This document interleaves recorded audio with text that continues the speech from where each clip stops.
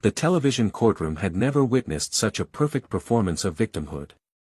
Karen Stevenson stood before Judge Judy Sheindlin with tears streaming down her carefully made-up face, clutching a crumpled tissue in her trembling hand like it was the only thing keeping her from complete collapse. Her voice cracked with practiced emotion as she sobbed out her story. "Your Honor, I'm terrified to go home. My neighbor Amanda William has been terrorizing me for months. She threatened me. She's unstable.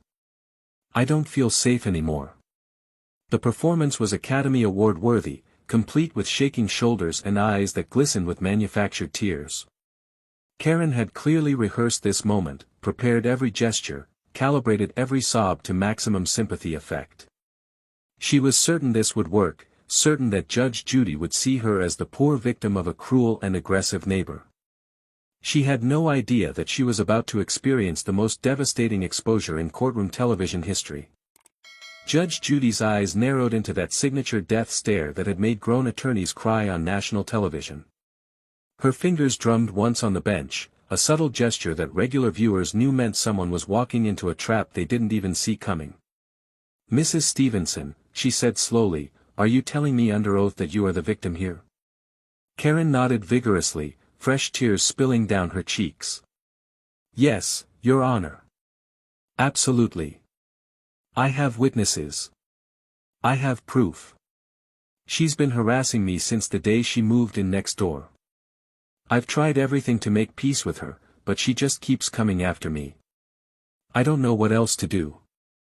The words tumbled out in a rush of desperate sincerity that would have convinced anyone who didn't know better. Judge Judy leaned back in her chair, a slight smile playing at the corners of her mouth. That smile. Anyone who had watched this show for more than 5 minutes knew that smile meant someone was about to get destroyed. "Then perhaps you can explain to this court," Judge Judy said, reaching for her iPad with deliberate slowness, "why I have 47 text messages from your phone number that tell a very different story." The courtroom froze. Every person in that room felt the temperature drop 10 degrees in an instant. Karen's face, which had been flushed with emotion and streaming with tears, suddenly drained of all color. Her mouth fell open. The tissue she'd been clutching so dramatically dropped from her shaking hand and fluttered to the floor. For 5 full seconds, she stood there in absolute silence, her brain clearly struggling to process what had just been said. Judge Judy had her text messages. The text messages she thought were private. The text messages that revealed everything. What Judge Judy revealed on that screen in the next few minutes would not only destroy Karen's case completely. It would expose a calculated campaign of harassment so twisted, so methodical, so cruel that even the bailiff would gasp out loud. It would turn Karen from crying victim into America's most hated defendant. And it would prove once and for all that playing the victim card doesn't work when someone has receipts. 47 text messages that would unravel a year-long campaign of psychological warfare against a single mother who had done nothing wrong except move into a house next to a racist, entitled woman who couldn't stand having a neighbor who didn't look like her. But before we get to that devastating moment, let's understand how we got here. 14 months ago, Amanda William had purchased the modest 3-bedroom house at 247 Maple Drive in Willowbrook Estates, a quiet suburban neighborhood about 30 minutes outside Providence. Amanda was a single mother working as an ER nurse at Providence General Hospital, pulling 12-hour shifts to provide for her 7-year-old daughter Sophie. She had saved for 5 years to afford the down payment on that house, dreaming of giving Sophie a yard to play in, good schools, and a safe neighborhood where they could finally put down roots. The house next door, number 245, belonged to Karen Stevenson, a 43-year-old woman who had lived in Willowbrook Estates for 6 years and considered herself the unofficial guardian of neighborhood standards and property values. Karen had watched with growing displeasure as the moving truck pulled up to 247 Maple Drive that Saturday morning 14 months ago. She stood at her living room window, arms crossed, lips pressed into a thin line as she watched Amanda and her family carry boxes into the house. A single mother. An Asian woman. Someone who clearly didn't fit Karen's vision of what Willowbrook Estates should look like. Someone who would need to be dealt with. And Karen knew exactly how to deal with people who didn't belong. She'd done it before. She'd perfected the art of making unwanted neighbors so miserable they eventually gave up and moved away. She'd weaponized HOA regulations, police reports, and manufactured complaints to drive out 3 previous neighbors who hadn't met her standards. And she was about to do it again. Karen's campaign against Amanda started with a friendly mask. The very first day Amanda moved in, Karen appeared at her door holding a plate of freshly baked chocolate chip cookies, her smile wide and welcoming. "Hi there, I'm Karen from next door. Welcome to the neighborhood. If you need anything at all, just let me know. I've been here for years, so I know everything about the community." Amanda, exhausted from moving boxes all day, was grateful for the gesture. "Thank you so much. That's really kind of you." The two women chatted for a few minutes, and Karen made sure to ask plenty of questions. "So you're a nurse? That must mean irregular hours.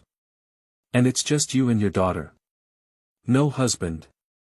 Amanda explained that she was divorced, that Sophie's father wasn't in the picture, that she worked nights at the hospital. Karen absorbed every detail, filing it away for future use. Over the next few weeks, Karen continued the friendly neighbor act. She waved cheerfully whenever she saw Amanda. She complimented Sophie's drawings when the little girl played with chalk on the driveway. She even offered to water Amanda's plants when Amanda mentioned working a double shift. But behind that friendly facade, Karen was watching. Observing. Looking for weaknesses. The text messages started in the second month. At first, they seemed helpful, almost neighborly. "Hi Amanda, just FYI, the HOA requires us to submit applications for any yard modifications. I noticed you planted some flowers. Just want to make sure you don't get a violation." Amanda, not wanting to cause problems, immediately submitted the required paperwork. A week later, another text arrived. "Hey, I noticed your grass is getting a bit long. The HOA standard is no more than 3 inches. Might want to handle that before they send a notice." Amanda mowed her lawn that same afternoon. The texts kept coming, each one pointing out some minor infraction that Amanda rushed to correct. "Your holiday lights are beautiful, but the HOA deadline for removal is January 5th. Just looking out for you." Amanda took down her Christmas decorations on January 4th. Karen's texts were always phrased as friendly warnings, but they came with increasing frequency. 2 texts a week became 3. 3 became 5. By the 3rd month, Karen was texting Amanda almost daily. Then the tone started to shift. The friendly warnings became pointed observations. "I noticed your daughter was playing in the front yard unsupervised yesterday afternoon. She's what, 6? 7? Isn't that a bit young to be alone outside?" Amanda, who had been watching Sophie from the Kit William window the entire time, felt her stomach tighten with unease. Another text followed 2 days later. "I saw a man at your house last night around 9. I didn't recognize him. Is everything okay?" The man had been Amanda's brother dropping off groceries after his shift at the restaurant where he worked. But Karen's text had an edge to it, an implication that something inappropriate was happening. Amanda started to feel watched, monitored, like she couldn't make a single move without Karen documenting it. The texts came at all hours now. 2 in the morning. 3. 4. "Your dog was barking again last night. I couldn't sleep. Please do something about it." Amanda didn't own a dog. She'd never owned a dog. When she texted back to explain this, Karen's response was dismissive. "Well, I definitely heard barking coming from your property. Maybe you should check." By month 6, Karen had dropped all pretense of friendliness. The texts became openly hostile and threatening. "You need to understand how things work in this neighborhood, Amanda. People like you don't usually last long here. We have standards. We have expectations. If you can't meet them, maybe Willowbrook Estates isn't the right place for you." Amanda felt ice run through her veins when she read that message. People like you. What did that mean? Was Karen referring to the fact that she was Asian? That she was a single mother? That she worked as a nurse instead of some white-collar profession Karen deemed acceptable? Amanda wanted to confront Karen directly, but she was terrified of escalating the situation. She had Sophie to think about. She couldn't afford to make enemies.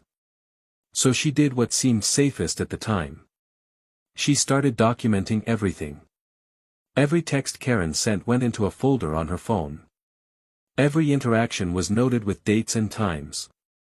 Amanda had grown up hearing stories from her parents about discrimination, about being made to feel unwelcome, about having to work twice as hard to prove you belonged.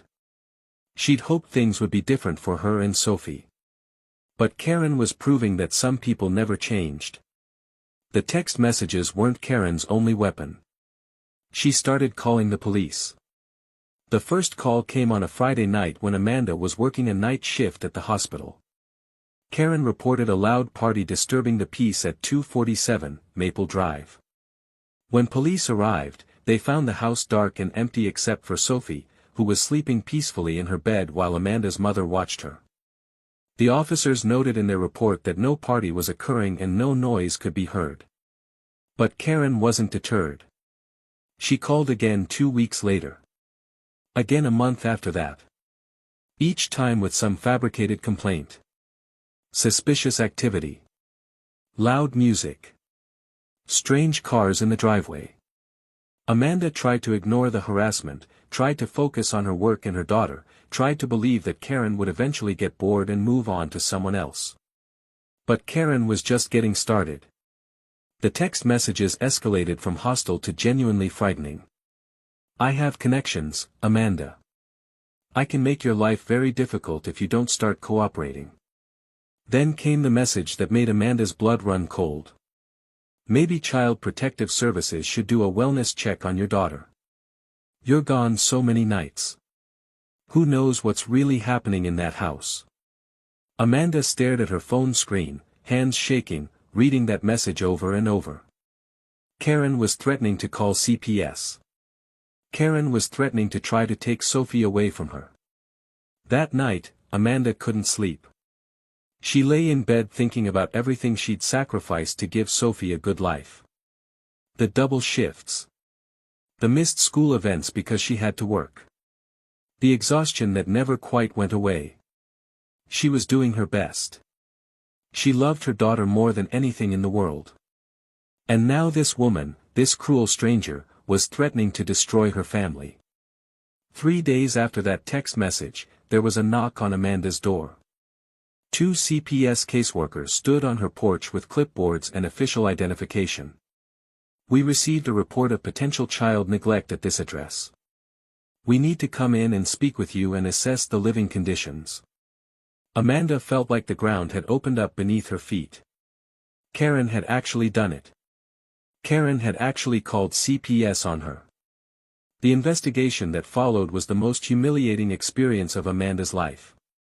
Strangers walked through her home, inspecting every room, asking invasive questions about her parenting, her work schedule, her daughter's routine.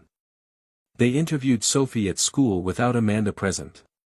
They spoke to Sophie's teachers, her doctor, Amanda's supervisors at the hospital.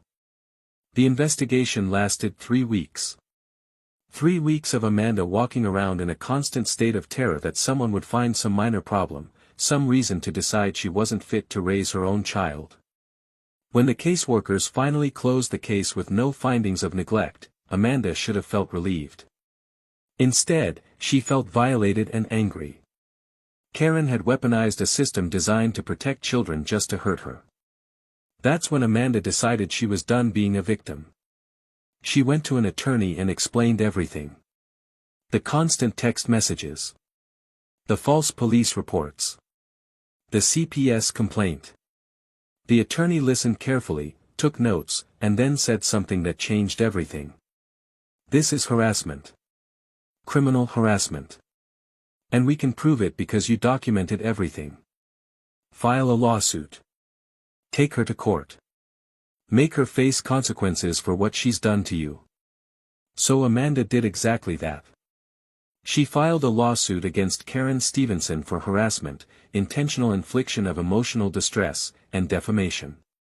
The case was assigned to Judge Judy's television courtroom, and both parties agreed to binding arbitration. Amanda packed up her folder of evidence, took a day off work, and traveled to Los Angeles with hope flickering in her chest for the first time in months. Maybe someone would finally listen. Maybe someone would finally make Karen stop. Karen, meanwhile, saw the lawsuit as an opportunity. An opportunity to play the victim on national television. An opportunity to paint Amanda as the real aggressor and herself as the innocent neighbor just trying to maintain community standards. She crafted her story carefully.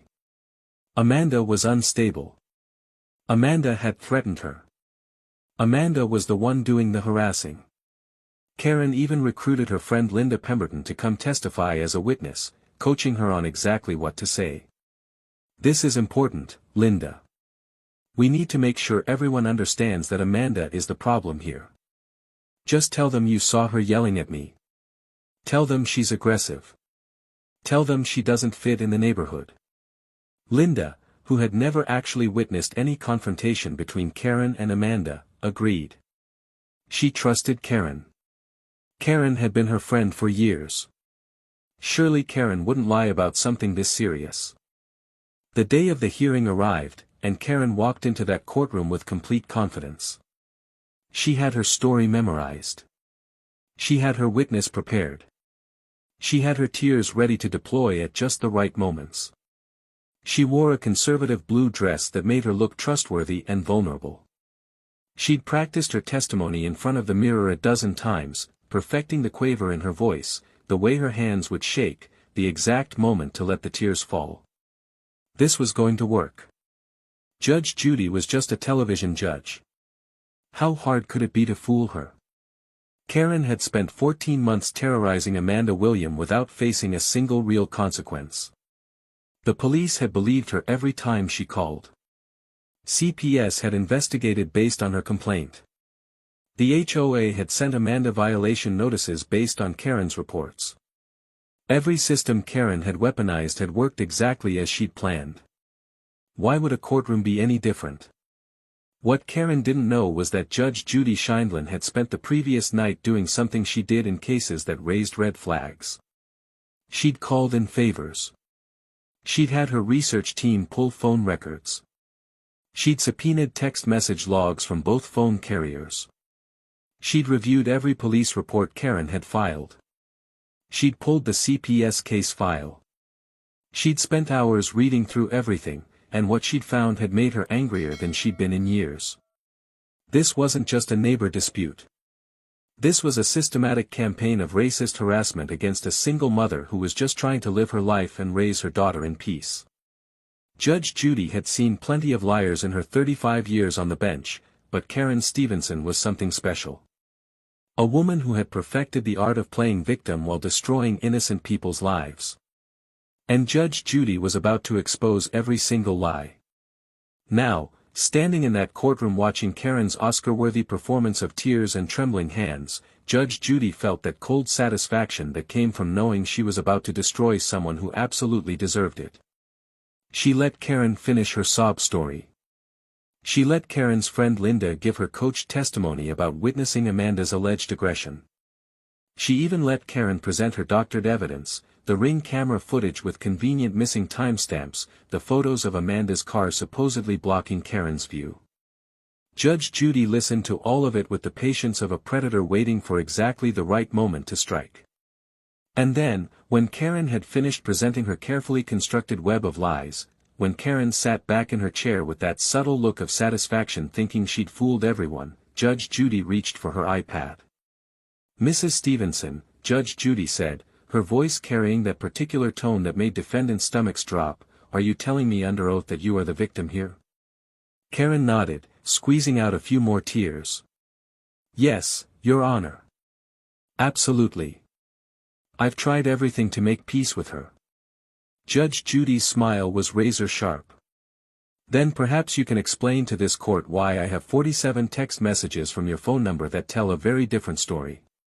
The transformation in Karen's face was instantaneous and devastating.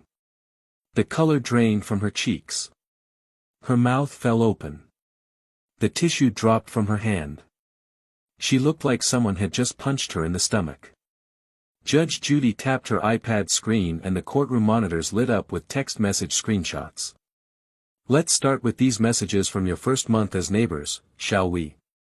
The first message appeared on screen. Hi Amanda. Welcome to the neighborhood. Let me know if you need anything. Judge Judy scrolled down, showing the progression week by week. Just FYI, the HOA doesn't allow yard decorations without approval. I noticed your grass is getting a bit long. Your car was parked 6 inches over the property line yesterday. The messages came faster, more frequent, more aggressive with each passing week. Judge Judy read them aloud in her distinctive voice, each one landing like a hammer blow. Saw your daughter playing alone in the yard. Isn't she a bit young for that? I keep noticing men coming and going from your house at odd hours. Just worried about property values. The courtroom was completely silent except for Judge Judy's voice. Amanda sat in the plaintiff's chair with tears streaming down her face, finally having someone in authority acknowledge what she'd been going through. Karen sat frozen, her face white as paper, unable to speak or move. But Judge Judy wasn't finished. Not even close. She scrolled to the 2 a.m. messages, the ones Karen had sent in the middle of the night specifically to wake Amanda up, to make sure she never felt safe or at peace. Your dog won't stop barking. I can't sleep. Judge Judy looked up from her iPad. Mrs. William, do you own a dog? Amanda shook her head, voice barely a whisper. No, Your Honor. I've never owned a dog. Judge Judy's eyes turned back to Karen like laser beams. So you texted her at 2 in the morning about a dog that doesn't exist. Karen, you need to understand how things work in this neighborhood. People like you don't usually last long here. Judge Judy let that message hang in the air for a long moment. People like you, Mrs. Stevenson. What exactly did you mean by that? Karen's mouth opened but no sound came out. And here's my personal favorite, Judge Judy continued, her voice dripping with contempt. Maybe Child Protective Services should do a wellness check on your daughter. The courtroom erupted in gasps. Judge Judy pulled up official documents on the screen. And indeed, Mrs. Stevenson, CPS did investigate Mrs. William 3 days after you sent that text. They found absolutely nothing. Because there was nothing to find. Because Mrs. William is a dedicated mother working 12-hour shifts at a hospital saving lives while you sit at home inventing ways to destroy hers. But the nuclear bomb was still coming. Judge Judy scrolled to a different set of messages. Group chat messages between Karen and Linda Pemberton. Mrs. Pemberton, Judge Judy said, addressing Karen's so-called witness, did you commit perjury in my courtroom today? Linda's face went pale. I. Judge Judy read from the screen. Karen to Linda, Amanda works nights. If we both call the police for noise complaints, they'll have to investigate. Linda to Karen, genius. We can say her daughter is being neglected. Karen to Linda, exactly. Single mother, weird hours. They'll believe us. The courtroom exploded. Linda Pemberton burst into tears. Karen told me what to say. She said Amanda was destroying the neighborhood. She promised it would just be a warning. Karen hissed at her friend. Shut up, Linda. Judge Judy's voice cut through the chaos like a knife. Excuse me? Did you just tell your witness to shut up in my courtroom? Karen realized too late what she'd done. The mask had slipped completely. The crying victim act was over. Everyone in that room could now see exactly what she really was. A bully. A racist. A woman who had spent 14 months psychologically torturing a single mother for no reason other than Karen didn't think Amanda belonged in her neighborhood. Judge Judy leaned forward, her voice quiet but deadly. Mrs. Stevenson, in 35 years on the bench, I have seen many liars. I have seen con artists, scammers, and sociopaths. But rarely have I seen someone weaponize victimhood as skillfully as you have. You came into my courtroom with crocodile tears and false accusations. You wasted this court's time. You wasted police resources. Most disgustingly, you terrorized a single mother and her 7-year-old child for over a year. The ruling came swift and merciless. I find in favor of the plaintiff, Amanda William. You will pay her $12,000 in damages immediately. Furthermore, I am recommending to the district attorney that you be charged with filing false police reports, conspiracy, making false statements to Child Protective Services, criminal harassment, and perjury in this courtroom. You are to have zero contact with Amanda William or her daughter. If you violate this order, you will go to jail. Judge Judy looked directly into the camera, knowing millions of people were watching.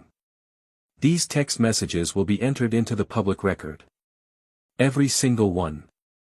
Everyone will know exactly what kind of person you are, Mrs. Stevenson. She turned to Amanda, her voice softening.